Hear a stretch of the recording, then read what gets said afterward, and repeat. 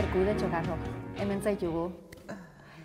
Erantzuteko prest, suposatzen dut, baietza mantzen idan. Baina ezin da mutu. Ez, ja ez daukezu atzera bueltarik. Esan dizut lehenago, niretzat Erkuden Txokarro bakarra dago, Erkuden Txokarro bat da, baina bi Erkuden Txokarro bizi izan direla edo bizi direla, bat bizi izan da eta orain beste bat bizi dela. Bi ikusten ditut, egia da? Hala da. Bai? Hala da. Zuk ere hala ikusten zu diagnostiko... Badago nire bizitzan puntu bat, nolabait, dena atzean utzi nuena, eta abia puntu bat bezala. Diagnostiko bat izan nuenean, izan zen hori. Diagnostikoari buruz ari gara. Sindrome de Ehlers-Danlos. Orduan sindromea da, ez da gaixotasuna? Bai. Vale. Sindromea da. Vale. Bai. Guazen lehenengo Erkuden Txokarrora ezagutzera, edo ez duzu gogorik? Bai. Bai? Bai, ze denak badu bere garapena eta bere arrazoia. Erkuden Txokarrora nor da? Edo nor zen? Oso lotxatia. Txikitako oroitzapen hori daukat oso lotxatia eta gero ez da lotxatiago gainera. Ah, bai? Bai, eta orain handitan ulertu dut zergatik zen hori.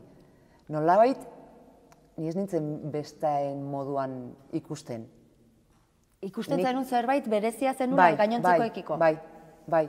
Ez nekien, orain ulertu dut handitan, duela 4 urte diagnostikoarekin ulertu nuen. Nik ikusten nuen, adibidez besteek, nik kriston malgutasuna nuen, eta kirola asko gustoko nuen. Ni aldi berean lesio pila nituen. Urtean, ez dakit zenbat aldiz egoten nintzenik bendak jarrita. 10 urte nituela, ez zioten arrazoi bat aurkitzen, eta... Ordurako zenbat medikuia pasata zen nituen? Ez dakit. Plantilla ortopedikoa, gero baita ere 8 urte nituela, hainbeste kiloen artean, gimnasia ritmikoa egiten nuen, eta argun 8 urte nituela, lotzen naiz, nahitasunan nengoela, etorri zen Errusiako, Espainiako Federaziorako jendea fitxatzera tala, eta ikusi ninduenean, tita batean, gurasoekin hitz egin zuten, eta joan behar nintzen Madrilera bizitzera 8 urtekin, gurasoek esan zuten ez, eta zenbat eskertzen diedan gainera. Baina asmo horrekin ez, hola bideratzeko eta hola, eta gurasoek esan zuten ez, hori disfrutatzeko gauza zela, ondiago nintzenean, ikusiko nuen nik zer egin nahi nuen, zer ez, eta... Oso ona zinen, kiroletan. Bai, kiroletan oso ona, baina aldi berean ere lesio pila nituen. Eta arduan adibidez, kompetitibitatea, nik ez daukat inolako kompetitibitaterik. Baina nik ez du erregatik dela, ez? Badakidalakoz, adibidez, gauza bat egin dezakedala, baina ez luzera begira. Orduan, ezin dutola jarraipen bat euki, zebeti lesio bat etorriko da. Orduan, horrek baldintzatzen zaitu, hainbat gauzatan. Lesioak beti izan dira, zuk ez duzu sekula ezurrik hautsi? Ez, edo bai? Ez, sekula. Beti izan da, edo atera zaizula? Sekula, horrenbesteko malgutasuna daukat, hori azalpena mantziaten. Ezurra hautsi baino lehen, artikulazioa atera egiten zait. Ezurrak gomazkoak ekoiko banitu bezala, eta orduan, hautsi baino lehen, atera egiten zait. Edo zein artikulazio. Orduan hasten zara medikuz mediku. Eta denek esaten dizute, ezurrak azitzen ari direla, zuere garatzen ari zarela. Hori da. 10 urte nituela, horretzen naiz, psikologo baten gana bidali nintela. Bai, psikologo baten gana, zen nolabait ez zuten deusere ikusten, niri plakak ateratzen zizkidatenean, etzen plaketan deusere ikusten. Hasiera batean, artikulazioa ateratzen zitzaidanean, berriz ere, berera bueltatzen zen. Orduan, plaka ateratzen zidaten erako, ez zegoen deusa utxita, eta dena bere tokian zegoen. Eta orduan, psikologo bategana eraman dinduten, eta psikologa horrek ez zait sekula ahaztuko, esan zuen psikosomatikoa zela nerea. Eta orduan, nik 10 urtekin ez nekien hitzorrek zer esan nahi zuen ere. Eta orduan, gurasoei galdetu nien, eta zer esan nahi du honek. Nolabait zuk zure gorputzari sortarazten diozula, ez? Eta orduan, izan zeina. Zure gurasoek hori sinistu zuten ere? Zure gurasoek zure jarraipena Claro, nire gurasoek, gero haiekin, orain handitan haiekin hitz egiten eta hola, esaten zuten, eske inork ez zigun inolako azalpenik ematen. Eta guk azkenean, egiten duzu, adituek esaten dizutena. Bino hala ere, ez zuten ikusten, nolabait, haiek ikusten zuten arrazoiren bat zegoela. Hori 10 urtekin. 10 urterekin, bai. Eta gelditzen zara, gauza psikosomatiko bat dela. Pentsatuz. 10 urte horietatik aurrera, nik erabaki nuen, ostra, ze pertsona mota naiz, nik nire buruari halako gauzak egiteko ez, halako minara egiteko ez, eta orduan erabaki nuen isilpean utzi. Orduan, ja, ez nuen lesiorik aipatu, ez nion inori kontatzen mina, ez nion... Baina jarraitzen zen nuen lesioak izaten. Bai, jarraitzen nuen. Eta hori nola eramaten du 10 urteko neska batek? Isiltzen. Dena gordetzen. Bai. Zama guzti hori gordetzea ez da bat ere erraza. Bizitzak aurrera jarraitzen duzuk, bizitzarekin aurrera jarraitzen duzu. Hori da. Eta bai, eta nolabait, ni horregatik betidanik sentitu naiz, ez dakit, ez nintzela berdina. Egiz horitzen naiz, arte ederrak egitera hasi nintzenean, Bilbora joan nintzen bizitzera eta hola, eta ni horitzen naiz, nik ez daukat, ez ditut inoiz kotxerik izan, baina horitzen naiz, fakultatera joateko, ez, lienzoak hartu, eta nik ezin nuen lienzorik eraman, kriston mina somatzen nuen. Eta niretzako, hori izan zen, gogorra, baina gogorrago. Azkenean, 4. mailan nengoela, arte ederrak utzi behar izan nuen. Ez nekien, oraindikan ez nekien zergatik zen, Ja. Baina nik ez nuen ikusten nire burua prest horretarako. Urte guzti horietan, familiak, lagunak, ze beti heldulekuren bat bilatzen saiatzen da pertsona, horrelako egoera batean. Bai, non daude? Edo... Familia eta lagunak, betiko lagunak, ikastolako lagunak. Baina isilian bazen eraman? Bai, bino lagunak ziren, eta nolabait haiek jakin gabe ere laguntzen dinuten. Neronek ere jakin gabe, Claro. Zer nik ez nekien segertatzen zitzaian. Bino adibidez bat zekiten, ez dakit edo, egun batean nekatuta baldin banengoen edo parrandan geunden eta etxera bueltatu nahi banuen lehenago, ez dago oso ongi besterik gabe, ez? Bai, ez jakintasunetik, baino laguntzen. Bai, hori da. Esan diazu, arte ederrak ezin izan zenula bukatu. Ez. Ezin zenuen arekin, eta zer egiten duzu orduan? Hasi nintzen, justo, uda horretan, joan nintzen elkarliburu den da bezero moduan, eta horre santziaten zuta, eta udarako baduzu, ze asmota sartu nahi duzu lanera? Bueno, bai, eta hor hasi nintzen, eta 20 urte man nituen elkarren. Liburu dendan egon zinen 20 urtez, baina liburu denda batean ere, ezin balin bazenuen lientzoarekin, liburuek ere badute karga. Orduan hasi zen nolabait bidea irekitzen. Ze gertatu zen, hainbeste liburu hartu, hainbeste kutsa, hainbeste pisu, hasi zitzaizkian sorbaldak ateratzen. Ja. Erabat ateratzen, sartu gabeia. Eta orduan, medikuaren gana joan, plakak atera, eta orduan, hainbeste zea eukita, ateratzen lehenbiziko plakan sorbaldaia aterata. Ja. Eta orduan nolabait esan ziaten, gainera ez nintzen eskuineko sorbaldarekin. Eskuineko sorbalda, hainbeste pisuta, ez egonkorra daukazu, eta eskuinekoan 7 bakuntza, ezkerrek ez. Hemen 4 egin zizkiaten, eta gerora hemen 3. Hor, 20 urte horietan, suposatzen dut, 7 bakuntzak kontatu izkiazu. 4, 3, 7. Bajak ere izanen ziren bata bestearen atzetik. Hor, zure nagusiek ere beraien jarrera izanen zen... Flipatzekoa. Bai. Eta ari buruz hitz egiten badut, atxiko naiz negarrez. Izan zen, ulertzen zuten zure egoera berezia zela. Baina ez bakarrik ulertu. Oregon dira, nik tribunal medikoa pasa izan dut, 3. Azkenengoan, diagnostiko hori gabe gainera. Azkenengoan, patxo, nire nagusia etorri zen, deklaratzera, epaiketara, nire alde, egon dira hor beti, pasada bat. Negarrez hasiko dena nire niretzako izan da, pasada bat.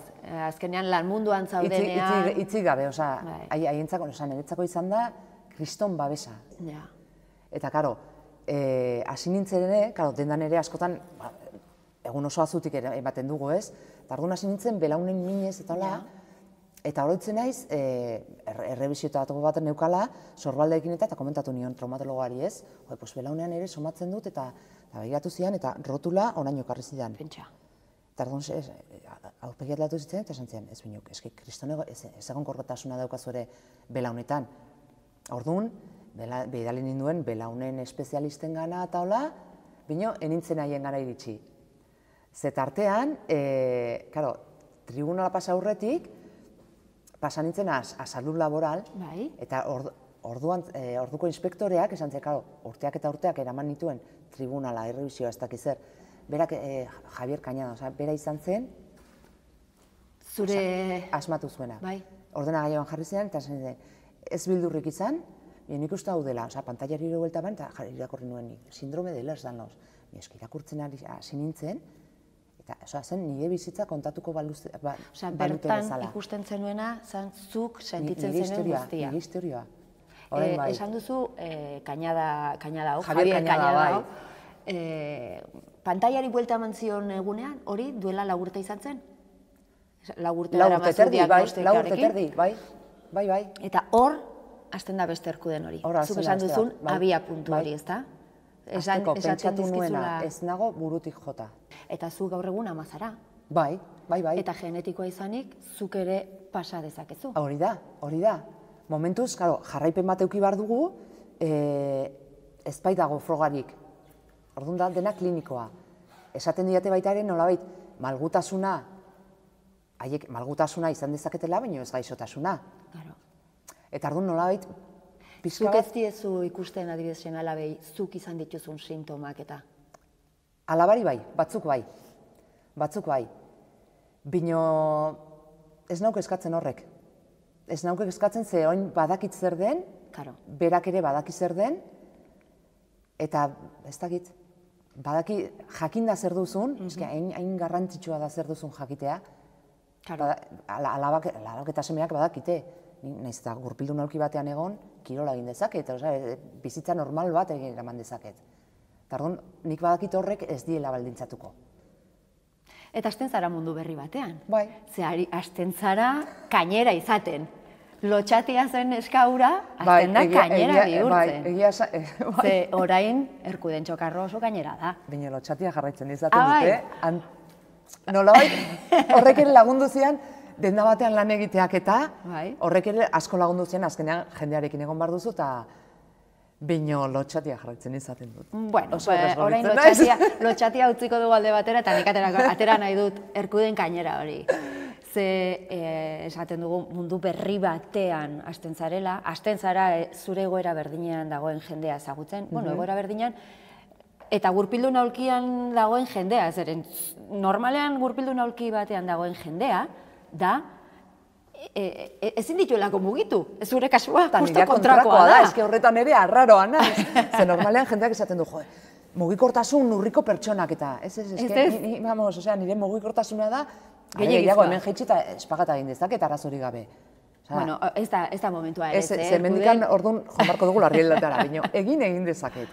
Orduan, karo, nire gaixotasunen zailtasuna hori lortzeko zailtasuna hori da, ez?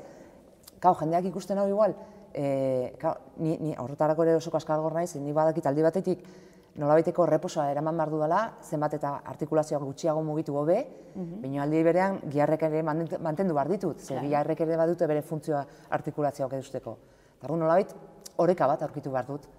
Eta horrean zer da egiten duzuna? Ba, adibidez, medikoek gaina esaten diate, zuk baino esperientzia gehiagorik ez dago inor zurearekin. Eta orduan, nire gorputzari kasu egin. Nik jakin gabe ikasi dut nire gorputzari entzuten eta nolabait bidaltzen dizkian seinale ikasu egiten eta adibidez, kalean nik beti aulkiarekin joan behar dut. Etxean nik badakit, belaun ateratzen bazait txorkatia do, beti badaukat hurbilan zerbait heltzeko edo lesio handiago ez izateko, ez? Eta orduan saiatzen naiz, beti zutik ibiltzen. Osa, etxean zutik zabiltza. Bai, nire modura, bino aldudan egin. Erratza pasatzen duzu zutik. Batzutan, bai, beste batzutan ez, bino aldudanean, ez, oinekan ez dut erosi. Inbertsio hona izango litzateke, bino. Ez, bino, aulkian, zutik edo ikusten badut aldaka gaizki dudala edo ateratzeko arriskoa, orduan aulkiarekin, Bai, ze etxeko lanak egiten zenbiltzen deitu nizunean. Bai. Esan nizun, zertan da, etxeko lanak egiten harrapatu nozu. Etxeko lanak egiten. Sartzen gara beste arazo batzurekin. Oztopoak. Bai. Oztopoak non nahi Erkuden. Edo zen tokitan. Eta salatzen dituzu izena bizenekin gainera. Bai. Hombre, azteko, ni bereiztu nintzen, eta nire etxera bueltatzeko, ezin izan nintzen nire etxera bueltatu. Zen nire etxea da, 3. pisu bat eskailerari gabe. Karo, zer egin? Eskailerari gabe ez, igogailurik gabe. Hori da, igogailurik gabe. Eskailerari gabe, bai, arazoa genuke. Hori da, baina igogailurik gabe. Tardun, karo, planteatzen da arazoa, ez? ni bizimealearekin, nire etxera ezin joan nintzen, ia laguntzaren bat izan nezaken, igual nire etxea alokairu sozialaren dako utzi edo, eta niretzako beste etxe bat edo, eta esan zidaten ezetz. Truke askentzen zenun gainera. Bai, nik ezin nuen disfrutatu, propietarien nintzelako. Justo, orain gauden egoera da, pasa ditugu orain hauteskundeak eta egin, eta justo da momentu bat non gure politikari guztiei, ahoa betetzen zaien, eta oso politak dira inklusioa bezalako hitzak, empatia bezalako hitzak, eta baina gero non daude ekintzak. Hitzak besterik ez. Ekintzarik ez. Ez dago aurrerapen? Ez dago aurrerapenik. Are gehiago, jarraitzen dira, lokal berriak irekitzen, inaksesileak diren lokalak irekitzen, jarraitzen dugu gurpildun aulkian goazenak, jarraitzen dugu zakarpoltsa edukiontzian sartu ezinik. Claro. Eske, bizitza, edozein bizitza normaletako gauzak esan nahi dut, adibidez. Txirrina jo, etxe batera deitzeko, ez? Bai.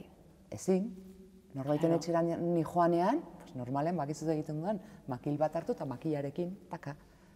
Azkenean dira, zentzuzko gauzak, zergatik da hori, inork ez digulakoz galdetu, eta beti gure izenean hitz egiten dutelakoz. Adibidez, bururatzen zaitez, inklusio,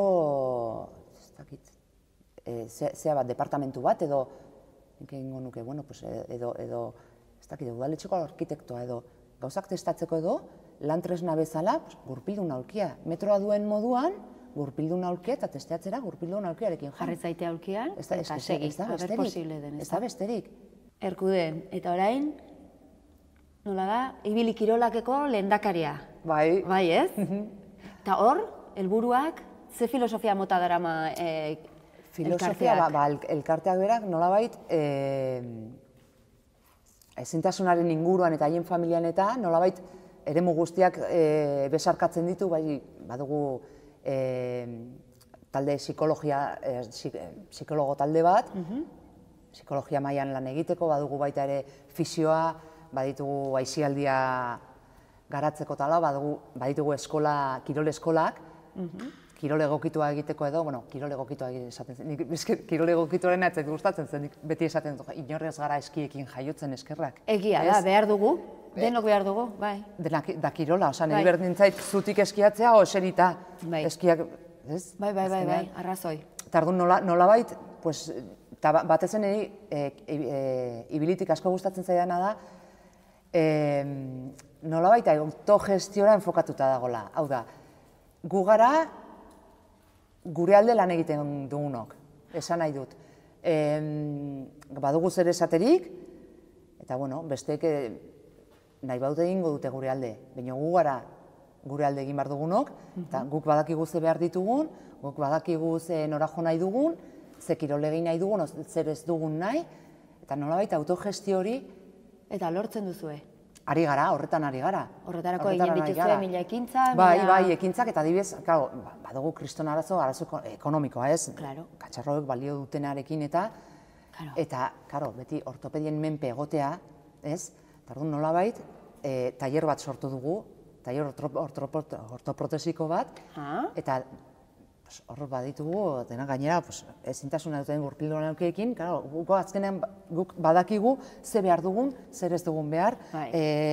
Adibidez, gurpil hau ongi dijoan edo ez dijoanean, nik nahiago dut bestea, nire bizkarrerako, eta beti buruari bueltaka gauzak asmatzen, eta nolabait gure beharretara egokitzen. Bai, zeren behar horiek garesti, ez?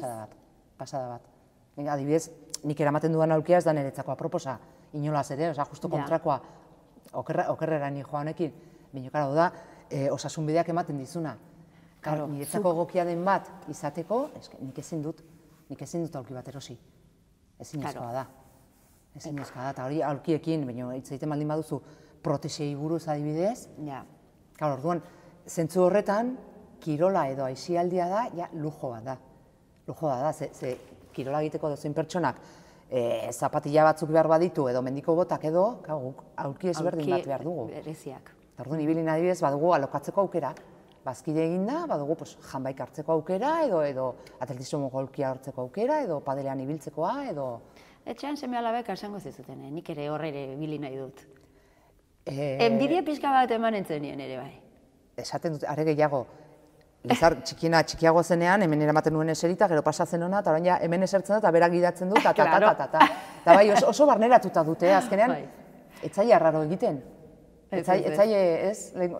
Claro, kriston aldea dago, igual, lehenguan pasazitzaian, ez?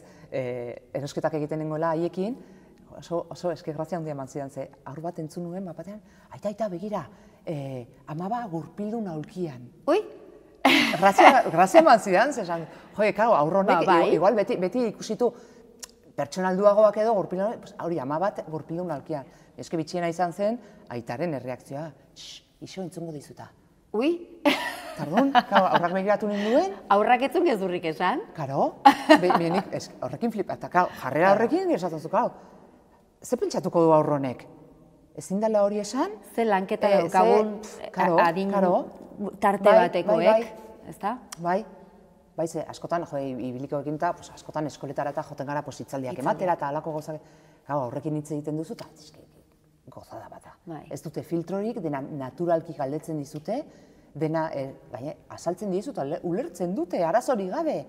Gero ez dakiz, iristen da adin bat, ez dakit buruak akasten zaigun edo zer gertatzen den, baina badago gero ja, dena, tak, buelta ematen du buruak, ez dakit zergatik. Badugula, ezta? Bai, asko. Erkuden horrelako gaur eman diguzun elkarrizketa honek badu aukera gizarteratzeko, egoera batzuk badirela albo batera uzten direnak edo ikusezinak bihurtzen ditugunak, eta ez dira ikusezinak, biztan da, ez zaretela ikusezinak. Izanen, baduzu zerbait ere hola esan nahiko zenukena? Ba, ez dakit, nik beti esaten dut ez, denek ezagutzen dute matxismoa zer den, rasismoa zer den, ez dakit, hainbat zea ez, inork ez du ezagutzen zer den adibidez kapazitismoa, edo diskafobia. Nik hitzoiek ez ditut ezagutzen. Karo, gizarteak berak ez du ezagutzen, hain onartuta dago gure gana, guk jasotzen ditugun erasoak eta guk jasotzen ditugun zea guzti horiek, hain onartuta daude, jendeak ere ez dituela ezagutzen.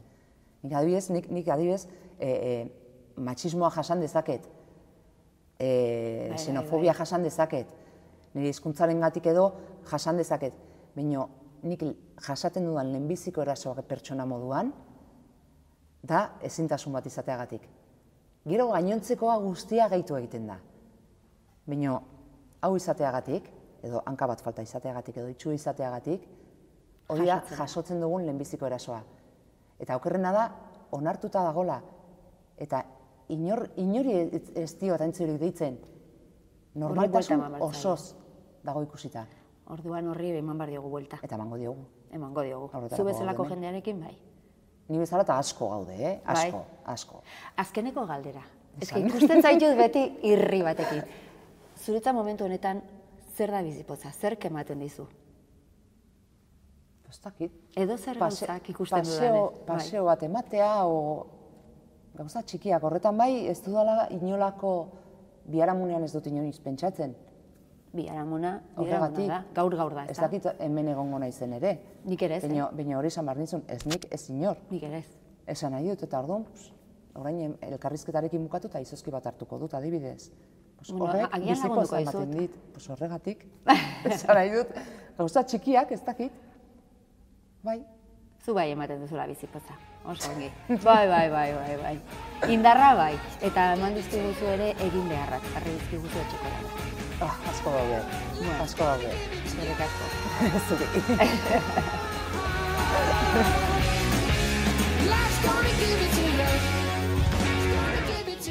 Gaurkotasuneko gaiak poltsikoan.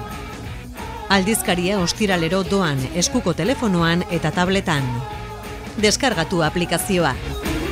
Egin txap. Irakurri, ukitu, ikusi, entzun.